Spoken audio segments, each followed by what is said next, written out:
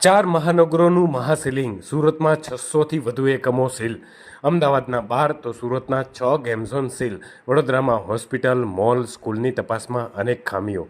25 મે 2024ના Rajkot TRP game ઝોનમાં અગ્નિકાંડમાં 28 લોકોના મોત બાદ ગુજરાત હાઈકોર્ટે તમામ મહાનગરપાલિકાઓને શહેરમાં ગેરકાયદેસર ચાલતા ગેમ ઝોનમાં તપાસના આદેશ આપ્યા હતા.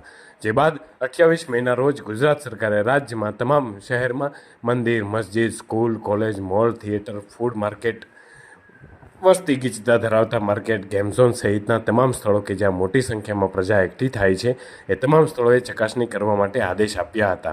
તમામ જિલ્લા કલેક્ટરોને જેની પાસે ફાયર એનઓસી ન હોય તેની સામે ગુનો નોંધવા આદેશ કર્યો હતો. આ નિર્ણયને પગલે કલેક્ટરોએ જિલ્લા પોલીસ વડાને સૂચના આપી દીધી છે, જેમાં ગુના નોંધવા માટે સ્પષ્ટ ઉલ્લેખ કરી અને કડક પગલાં ભરવા આદેશ કર્યો છે. છેલ્લા 3 દિવસમાં રાજકોટ, અમદાવાદ, વડોદરા અને સુરત સહિત મહાનગરોમાં કોર્પોરેટની ટીમોએ ધડાધડ સીલિંગ અને નોટિસ સાથે પાલિકા અને મેનેજરો સામે ગુના દાખલ કરવાની કાર્યવાહી હાથ ધરવામાં આવી છે.